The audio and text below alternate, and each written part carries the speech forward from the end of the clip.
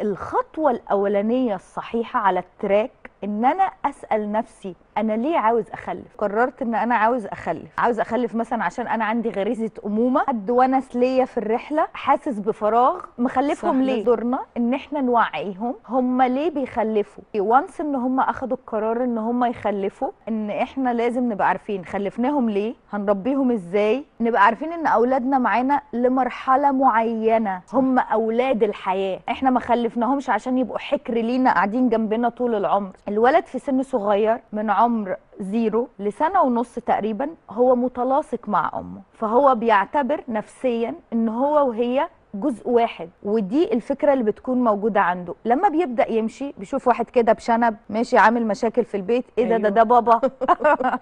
بيشوف واحدة كده قاعدة عاملة ازعاج في البيت، مين الناس اللي عاملين لي مشاكل دي؟ هيبدأ يتعرف على العالم الخارجي. يبدأ عند سن 3 سنين مثلا لو الأب والأم بيشتغلوا ما عندهمش وقت لابنهم، فبيودوه النيرسري يروح شوية ويرجع، فبيتعرف على كوميونيتي جديد. بيكبر أكتر بيروح المدرسة، بعد شوية بيبقى مراهق وعنده اختيارات واسعة جدا والحياة مفتوحة تماما. مش حكر، احنا خلفناهم عشان يفضلوا جنبنا، هم أولاد الحياة.